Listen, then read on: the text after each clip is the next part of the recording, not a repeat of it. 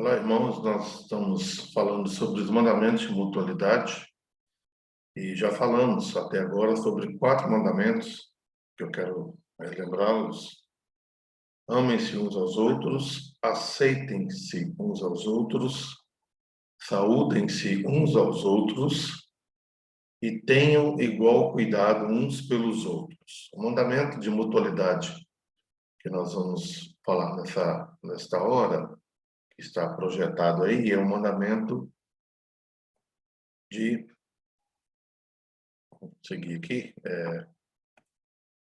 Sujeitem-se uns aos outros. Pois bem, quando você junta amem-se, aceitem, saúdem, tenham igual cuidado e sujeitem-se uns aos outros, nós estamos falando de mandamentos que valorizam os nossos relacionamentos.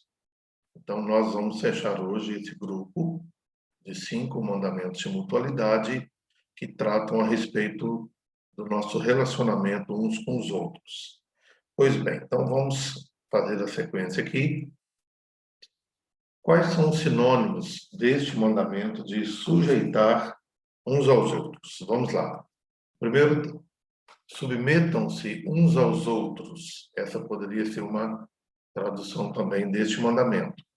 Ou também, sejam obedientes uns aos outros. Então, a ideia de sujeitar tem a ideia de submeter e também a ideia de ser obediente. O mandamento em si, ele está baseado em Efésios 5, versículo 21. Sujeitando-vos uns aos outros no temor de Cristo. Mais à frente nós vamos ler esse texto um pouco mais ampliado, para a gente poder compreender melhor qual o sentido dele dentro do contexto, né? Sujeitando-vos uns aos outros no temor de Cristo. Por que Paulo usou essa frase? Por que ele falou isso? O que ele tinha em mente ao tratar dessa questão na igreja dos Efésios? Vamos, definição, portanto, do nosso mandamento. O sujeitar-nos uns aos outros significa que cada um de nós se considera submisso à autoridade dos irmãos, cooperando facilmente com as instruções, os desejos e os pedidos deles. Bem, 2 destaques nós fizemos aqui. Primeiro, que o sujeitar-se tem a ver com considerar submisso à autoridade dos irmãos. E aqui não necessariamente a gente está falando de uma hierarquia, onde um está numa posição de liderança administrativamente acima do outro. Não tem essa relação propriamente, mas trata no contexto maior de todos os irmãos, nós considerarmos a autoridade de cada pessoa.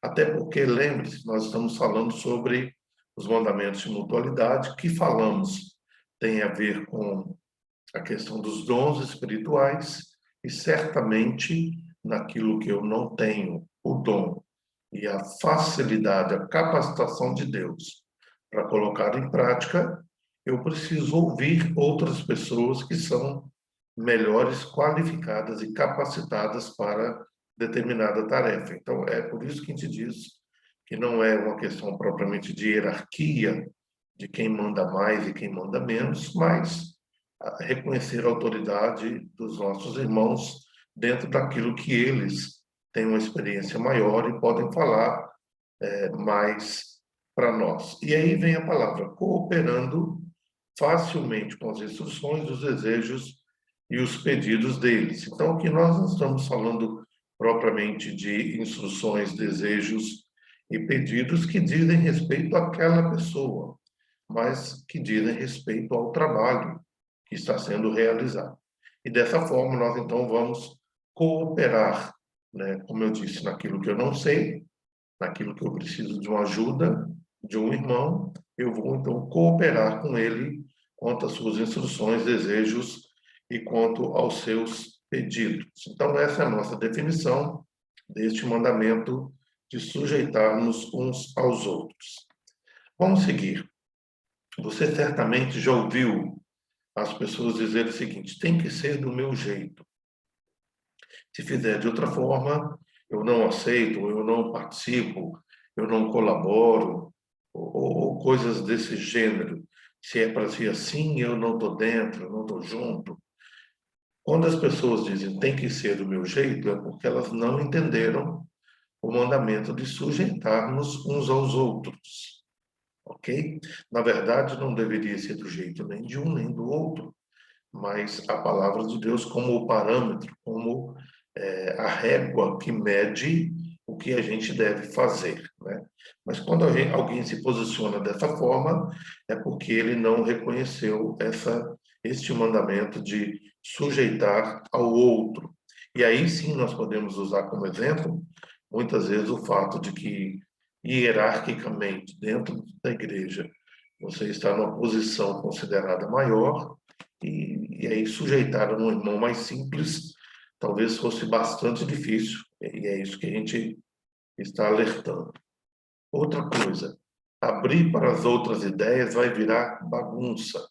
Quando as pessoas às vezes afirmam isso, é porque elas, na verdade, não querem compartilhar ideias, ou mais do que isso, elas não querem que outra ideia prevaleça que não a sua própria.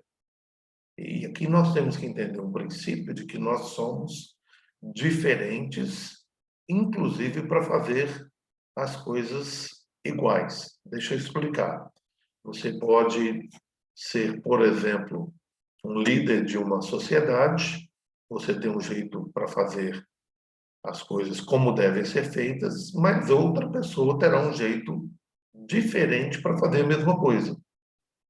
E a gente tem muita dificuldade, às vezes, de abrir o nosso coração para receber uma ideia de alguém, uma sugestão de alguém, ou alguma coisa que vai colaborar para o trabalho todo da causa do Senhor. E aqui fica o alerta, né, que quando a gente não quer abrir a ideia para os outros, né, quando a gente não quer fazer uma tempestade de ideias, é porque a gente quer manter a nossa posição, a nossa ideia, né, ou qualquer coisa que surja, nós queremos ser o autor, né, intelectual daquela ideia. Então a gente tem às vezes essa maneira de agir, nessa forma presunçosa de achar que a nossa ideia é melhor do que as outras. Então a gente está dando aqui alguns exemplos de frases que caracterizam uma pessoa que ainda não entendeu o mandamento, perdão, de sujeitar-se uns aos outros. Temos mais. Estou sendo cobrado por isso? Não gostei. Muitas vezes nós somos repreendidos em nossas faltas e a gente não gosta que seja assim, né? Nós não gostamos de ser repreendidos. Nós não gostamos de ser cobrados naquilo que nós não fizemos, ou até mesmo da forma que nós fizemos, né? E as pessoas, portanto, às vezes elas dizem: se você está me cobrando por isso, olha, eu não gostei do que você fez, do que você está falando. São exemplos, né, que nós estamos falando. Tem mais. Fui advertido por não aparecer, tenho minha liberdade pessoal. Né? No contexto da igreja, isso acontece. Às vezes você tem um compromisso na igreja, mas simplesmente em nome de uma liberdade pessoal você se ausenta, né? Ou você talvez não participa da maneira que deveria. Isso é falta de sujeição. Eu gosto de ilustrar muito assim a ideia de que alguém que esteja, por exemplo, fazendo uma liturgia e você é convidado, por exemplo, a se colocar de pé para uma leitura e simplesmente você acha, não, eu tenho minha liberdade, eu vou ficar assentado. Essa é uma forma de você não sujeitar-se àquilo que lhe está sendo proposto, né? A gente precisa, nesse caso, ser obediente mesmo, né? Às ordens, às orientações que nós estamos recebendo. E quando a gente é cobrado também na participação, nós, por vezes, argumentamos a favor da nossa liberdade pessoal. Seria mais ou menos assim: eu faço o que eu quero e você não tem que se preocupar com isso, né? Eu tenho a minha liberdade pessoal. Exemplo de que alguém não entendeu o que é sujeição. Outra coisa, olha que interessante, não gostei dessa decisão. vou parar de dizimar. Eu coloquei um exemplo de dizimar, mas pode ser um exemplo de muitas coisas. Eu paro de ir à igreja, eu paro de colaborar para a cesta básica, eu paro de colaborar na escola dominical. A pessoa como que faz uma greve dizendo, olha, eu sou importante, se vocês não ouvirem minha opinião para tomar uma decisão, eu simplesmente me afasto de tudo isso, né? Além de não ser um irmão ou uma irmã que não entendeu o mandamento de mutualidade, de sujeitar-se, é alguém que precisa repensar a sua própria espiritualidade, né? Nós não damos o dízimo por causa de uma decisão ou outra que foi tomada. Nós não damos aula na escola dominical por causa disso. Nós não participamos dos trabalhos das sociedades internas ou da igreja de modo geral por causa dessas coisas. Nós fazemos isso por amor a Deus, pelo serviço que precisamos prestar a Ele, né? Aqui, além de não ser uma sujeição uns aos outros, é não se sujeitar à própria vontade de Deus, né? Da proposta espiritual que Deus tem para nós. Nós simplesmente vamos nos ausentando, vamos deixando as coisas de lado por esses motivos. Então, são algumas frases que eu coloquei aqui para a gente repensar, né? Se a gente tem feito isso, é porque a gente precisa melhorar nesse aspecto do mandamento de sujeitar-se uns aos outros. Vamos lá. Essa é uma frase que cabe para todos nós. Somos tendenciosos à insubmissão. Em nome de uma liberdade pessoal, de uma autonomia, nós somos tendenciosos a não nos submeter uns aos outros, né? Não fazemos isso com Deus e não fazemos isso com outras pessoas. Então, essa é uma realidade, uma constatação, infelizmente, que acontece, né, no meio de nós, no meio da igreja. Então, vamos seguir. Eu quero falar um pouco a respeito de Jesus, e eu vou ler aqui o texto de Lucas, capítulo 2. Lucas, capítulo 2, versículo 51. Vamos ver se a gente não colocou aqui. Nós já temos aqui. O texto e desceu com eles para Nazaré, e era-lhe submisso. Sua mãe, porém, guardava todas essas coisas no coração. Esse texto que fala de Jesus, o texto diz que Jesus era submisso aos seus pais. Aqui você pode analisar da seguinte maneira: claro, era o pai e a mãe, e ele precisava se sujeitar a isso. Mas aqui a gente está entrando propriamente no aspecto da encarnação de Cristo, quando ele tem que se submeter a tudo aquilo que essa encarnação lhe trazia. E nesse caso aqui, a verdade prevalece, né? Mesmo ele sendo o criador de todas as coisas, o Senhor, o Deus eterno, encarnado, ele era submisso aos seus pais. Então, este é um exemplo que nós precisamos entender, que o próprio Cristo encarnado, que andou no meio de nós, ele era submisso aos seus pais, né? Então, é importante que a gente perceba isso. Um outro detalhe, um outro texto, perdão, que a gente coloca aqui, é o texto de Tito. Perdão, é sobre Tito, o personagem aqui, não o texto bíblico, não o livro bíblico, mas em 2 Coríntios 8, 16 e 17. Diz o texto o seguinte: mas graças a Deus que pôs no coração de Tito a mesma solicitude por amor de vós, porque atendeu ao nosso apelo e, mostrando-se mais cuidadoso, partiu voluntariamente para vós outros. Olha que interessante, eu vou voltar, diz o texto que, graças a Deus, que pôs no coração de Tito a mesma solicitude por amor de vós, porque atendeu ao nosso apelo. É interessante que Paulo, ao escrever isso, ele está dizendo que essa solicitude de Tito fez com que ele atendesse ao apelo de Paulo, ou seja, ele sujeitou-se às orientações do apóstolo Paulo. E aí o texto confirma, né? Mostrando-se mais cuidadoso, partiu voluntariamente para vós. Certamente aqui é um pedido de Paulo para que ele fosse até a igreja de Corinto, e ele então prontamente se submeteu, se sujeitou a isto e cumpriu o pedido e o desejo ali do coração de Paulo. Então, esse é um exemplo que nós temos também na palavra de Deus. Agora, olha só, irmãos, a gente precisa, quando fala de sujeição, pensar aqui, ou trazer novamente à nossa mente, algumas relações de submissão que são naturais. Então, vamos lá. Primeiro, o cristão com Deus, né? O cristão a Deus. Aqui sim nós vamos fazer a leitura, Tiago, capítulo 4, versículo 7. O texto de Tiago diz o seguinte: sujeitando-vos, portanto, a Deus, mas resisti ao diabo, e ele fugirá de vós. Essa relação, ela é natural, no sentido de que ela é uma relação estabelecida do cristão com Deus. E Tiago ele vai falar exatamente isso.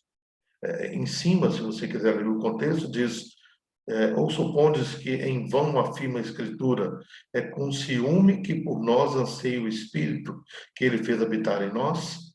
Antes, ele dá maior graça pelo que diz: Deus resiste aos soberbos, mas dá graça aos humildes. Sujeitai-vos, portanto, a Deus, mas resisti ao diabo e ele fugirá de vós.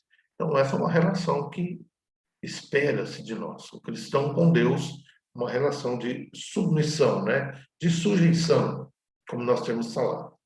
Efésios 5, 22 e 24, e aí Colossenses 3, 18, 1 de Pedro 3, 1, são textos que falam da esposa submissa ao próprio marido.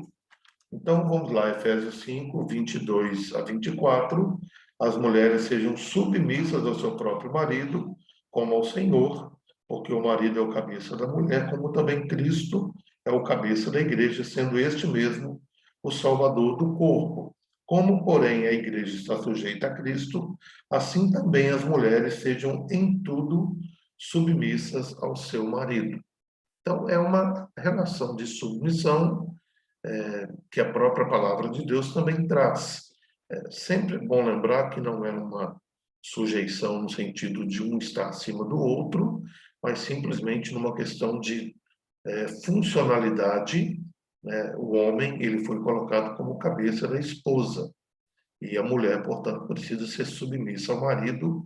E o texto diz aqui o parâmetro, como ao Senhor. Embaixo vai falar do amor do marido, mas dizendo que ele também deve amar a esposa como Cristo amou a igreja. Então, você tem aqui um comparativo. Qual é? Com o próprio Senhor Jesus. Lembrando que esse texto trata também, né, de uma relação de Cristo com a igreja. Então, essa é uma relação de submissão que a palavra de Deus nos traz. Romanos 13, 1. Romanos 13, 1, um texto que também nós conhecemos muito bem, diz: todo homem está sujeito às autoridades superiores, porque não há autoridade que não proceda de Deus, e as autoridades que existem foram por ele instituídas. Então, está sujeito. Essa relação de submissão, ela já está muito clara também na palavra de Deus, né? É claro que a Bíblia, em outros momentos, vai dizer que antes importa obedecer a Deus do que aos homens, mas as autoridades que foram constituídas, elas foram instituídas por Deus e, portanto, devemos sujeitar a elas. Como eu disse, claro, a não ser que elas se revoltem ou se levantem contra o próprio Deus. Uma outra relação que a Bíblia retrata para nós é a relação de servos com senhores. Tito 2:9 vai falar isso. O próprio texto de Efésios 5, que nós lemos, também destaca essa relação de submissão de servos e senhores. Não há aqui nenhum incentivo, por exemplo, à escravidão ou coisas dessa forma, mas nas nossas relações diárias percebemos que é o nosso senhor, o nosso patrão, aquele que está aqui sim administrativamente colocado sobre nós, eles precisam ser obedecidos, né? Ou precisamos sujeitar a eles. O princípio que também é o mesmo, a não ser que eles te peçam para que você faça algo que não condiz com a sua consciência cristã. E aí você não está necessariamente sujeito a obedecê-lo dessa forma. Mas, de um modo geral, uma relação de sujeição entre servos e senhores. Também existe a relação de cristãos e líderes espirituais. Você se lembra que eu comecei falando que o mandamento de mutualidade sobre sujeitar uns aos outros, ele necessariamente não tratava de hierarquia. Contudo, também a palavra de Deus diz que há aqueles que são colocados como líderes espirituais sobre a nossa vida. Nós citamos aqui 1 Coríntios 16, mas você tem inclusive o texto do livro de Hebreus, no capítulo 12, ou 13, se não me engano, que também trata dessa mesma relação, né, de respeito às autoridades espirituais que estão colocadas sobre nós. Isso é muito importante também, é uma relação, né, requerida, né, na vida de cada um de nós. Olha que interessante, uma outra relação de submissão é entre jovens e velhos. Apesar de que Provérbios diz que nem sempre o cabelo branco é sinal de sabedoria, contudo, a Bíblia trata disso de uma forma muito especial. A Bíblia sempre ordena que jovens respeitem, sujeitem-se, sejam submissos àqueles que são mais velhos, né? 1 de Pedro 5 também nos fala a respeito disso. E é requerido, como eu disse, a nós também. E entre cristãos e cristãos, essa relação mútua, né? Mais uma vez, e aqui sim mais próximo do que nós falamos até agora, entre cristãos e cristãos, não importando se ele é um líder espiritual, se for mais ainda, se ele é mais velho, se for mais ainda, se ele está numa posição de hierarquia maior do que a minha, mais ainda, mas aqui, de modo abrangente, entre cristãos e cristãos, né? Então, a Bíblia sempre trata desse assunto de submissão.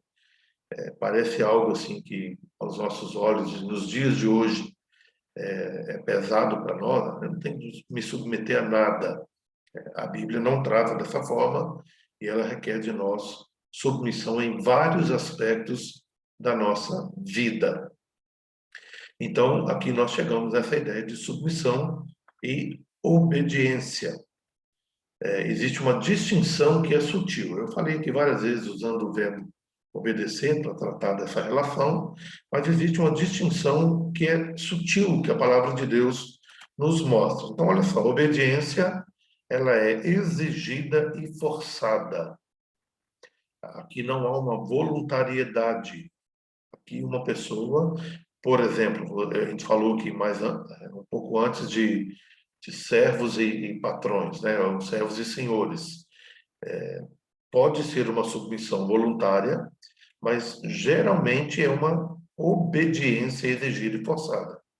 E qual é a diferença? É que a submissão ela é livre e espontânea. A submissão é uma autoimposição, é uma abnegação. Então, é este o sentido aqui. Portanto, é uma distinção sutil, mas que nos ajuda a compreender melhor. Nem sempre é possível obedecer, especialmente quando nos é exigido algo que não é de acordo com o padrão e a vontade de Deus para a nossa vida. E às vezes, mesmo assim, as pessoas vão exigir de nós. Mas a submissão, ela é livre, ela é espontânea. Isso é feito sem peso, isso é feito de forma suave, né? Não é que o outro requer de você, mas é o que você se impõe. Está ligado à palavra abnegação. Então, nós trazemos aqui essa pequena distinção, que ela nos ajuda a entender essas relações que são exigidas de nós. Derek Prince, ele diz o seguinte: Submissão é uma atitude interna de espírito, não uma mera obediência externa. É possível obedecer sem, contudo, ser submisso. E aqui ele cita o caso do irmão na parábola do filho perdido. Ele obedeceu, mas ele não estava submisso à ordem do seu pai. E depois, Derek Prince continua. É possível também ser submisso de modo geral, mas recusar a obediência em casos específicos. E aqui ele cita como fizeram Pedro e os outros apóstolos em Atos 4, 19 e 20, e Atos 5, 28 e 29, quando eles falaram: antes importa obedecer a Deus do que aos homens. Porém, continua Derek Prince, né? Porém, somente manifestamos verdadeira submissão quando esta nos obriga a fazer o que de outra forma não faríamos. Aqui ele parece que ele se contradiz, mas não. O que ele está dizendo é que é o seguinte: eu preciso me sujeitar ao meu irmão. Talvez, de uma outra maneira, eu não me sujeitaria a isso. Eu não, por exemplo, pegaria o irmão mais simples da minha igreja, que tem um ministério, está está na direção de algum trabalho, e ele me pede, pode ser que numa outra situação eu não quisesse obedecer, mas a submissão bíblica é quando nós somos obrigados a fazer isso no sentido de que é imposto pela vontade de Deus, é um mandamento de mutualidade, né? O que talvez numa outra situação a gente não faria, mas aqui a palavra de Deus diz que nós temos que nos submeter, né, e fazer, mesmo que isso não seja agradável para nós, esse é o sentido, mas sermos sujeitos uns aos outros. Quais as implicações deste mandamento para nós, irmãos? Primeiro, submissão é indício de que o cristão está cheio do Espírito Santo. Eu disse que nós falaríamos sobre Efésios, que é um texto que pauta o nosso mandamento. Se você olhar aqui antes, no capítulo 5, ele vai falar sobre o fruto da luz e as obras das trevas. Foi o título dado aqui para essa perícope, né, ou para esse pedaço do texto bíblico. E no finalzinho, ele vai falar da seguinte maneira, a partir do verso 15. Portanto, vede prudentemente como andais, não como necios, e sim como sábios, remindo o tempo, porque os dias são maus. Por esta razão, não vos torneis insensatos, mas procurai compreender qual a vontade do Senhor. E não vos embriagueis com vinho, no qual há dissolução, mas enchei-vos do Espírito, falando entre vós com salmos, entoando e louvando de coração ao Senhor, com hinos e cânticos espirituais, dando sempre graças por tudo a nosso Deus e Pai, em nome de nosso Senhor Jesus Cristo, sujeitando-vos uns aos outros no temor de Cristo. Se você observar bem esse texto, ele vai dizer: olha, não embriagueis com vinho, mas enchei-vos do Espírito. Aqui é uma ordem de Deus para cada um de nós, os seus filhos. E aí ele vai dizer como que isso acontece, como que nós nos enchemos do Espírito, falando com salmos, entoando e louvando de coração ao Senhor, com hinos e cânticos espirituais, dando graça a Deus por tudo, em nome de Jesus Cristo. E aí ele coloca: sujeitando-vos uns aos outros no temor de Cristo. O texto não para. Como? As mulheres sejam submissas ao marido, o marido deve amar a sua esposa. O capítulo 6 continua: os filhos devem obedecer aos pais, os pais não podem provocar os filhos. Aí continua a relação de servos, né? Os servos devem obedecer ao Senhor, segundo a carne, com temor e tremor. Mais à frente o texto vai dizer: vós, senhores, procedei para com eles, deixando as ameaças. Então você percebe que Paulo, ele diz que submissão, que é o que ele coloca no verso 21, perdão, ele diz: sujeitando-vos uns aos outros no temor de Cristo. É um indício, então, de que o cristão está cheio do Espírito Santo. Caso contrário, ele está cheio de si mesmo, está cheio de orgulho, de vaidade, o que não é pedido, né? Ou que não é a vontade de Deus para cada um de nós. Então, submissão é indício de que o cristão está cheio do Espírito Santo. Uma outra implicação é que a submissão é para ser oferecida por temor a Cristo. E aqui a gente usa a expressão, né, como ao Senhor. Em Efésios nós falamos isso, né, como a mulher deve ser submissa como ao Senhor, o marido deve amar a esposa como ao Senhor, e as outras relações também vão na mesma ordem, e, portanto, é por temor a Cristo. Por isso que nós temos que ser submissos. Não é porque o meu irmão pede, não é porque a igreja exige isso de mim, mas é porque é um mandamento do próprio Deus para a nossa vida. Então, deve ser por temor a Cristo. Terceiro, a submissão a qualquer pessoa sempre deverá ser governada pela nossa submissão a Deus. É claro, eu falei algumas vezes aqui que se alguém te pede algo que não condiz com a vontade de Deus, você está livre para não sujeitar-se. Então, a nossa submissão a Deus, ela governa e ela está acima da nossa submissão a qualquer outra pessoa que queira nos solicitar alguma coisa. Então, essa implicação ela é muito importante para tudo que a gente falou nesse estudo. Essa é a base, que a submissão a Deus deve estar acima de todas as coisas. Qual é o valor, portanto, deste mandamento? Nós já estamos caminhando para o fim. Letra A. Problemas de contendas e descontentamento tendem a desaparecer. No processo de sujeitar-nos aos outros, as brigas, discussões vão acabando e não há descontentamento. Até porque, como nós acabamos de dizer, nós não estamos fazendo isso propriamente por causa do outro, mas por causa de Cristo, por causa da sua obra, por causa da sua vontade. Então, é uma tendência aos problemas e descontentamentos desaparecer. Segundo, somos unidos em propósito. Por mais que alguém me solicite algo que eu acho que não deveria fazer, por ser uma ordem bíblica, e aqui o padrão é este, nós precisamos fazer isso voluntariamente, porque isso traz a unidade do propósito. A gente aprende quando a gente é criança, né, que nem tudo que a gente faz é o que a gente gostaria de fazer. E tem coisas que a gente gostaria que a gente acaba não fazendo. E na vida cristã é da mesma forma, né? Quando nós nos sujeitamos ao outro, nós estamos trabalhando de maneira que a unidade prevaleça no meio da igreja. A comunhão acontece de maneira harmoniosa. Quando a gente diz isso, dá a impressão que não há discussões sadias a respeito de assuntos.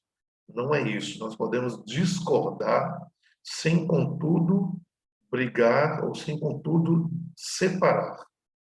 Então, a comunhão harmoniosa ela acontece quando nós levantamos as opiniões e prevalece a opinião daquilo que é a vontade de Deus para nós. Aí há uma harmonia em nossa comunhão. O mundo vê o amor de Cristo. Não sei se você tem percebido, nós temos falado isso muitas vezes nos mandamentos que vimos até agora, é que o mundo, quando nos vê colocando em prática os mandamentos de mutualidade, eles vão olhar e vão perceber o amor de Cristo no meio de nós. E esse é um testemunho importantíssimo nos dias em que o desamor é muito grande, em que as pessoas não têm testemunho, um exemplo a seguir, a igreja precisa se colocar dessa forma diante das pessoas. E também cria-se ambiente de crescimento, edificação e serviço. Crescimento, porque nós vamos trabalhar em unidade de propósito, mas também será de edificação, porque esses mandamentos de mutualidade é para edificação mútua, e também haverá o serviço, ou melhor, né, o serviço que o Senhor requer de nós, ele será concluído, porque nós estamos trabalhando dentro dessa perspectiva da glória do nome do nosso Deus. Então, nós terminamos aqui o nosso estudo, e nós queremos pedir a Deus que Ele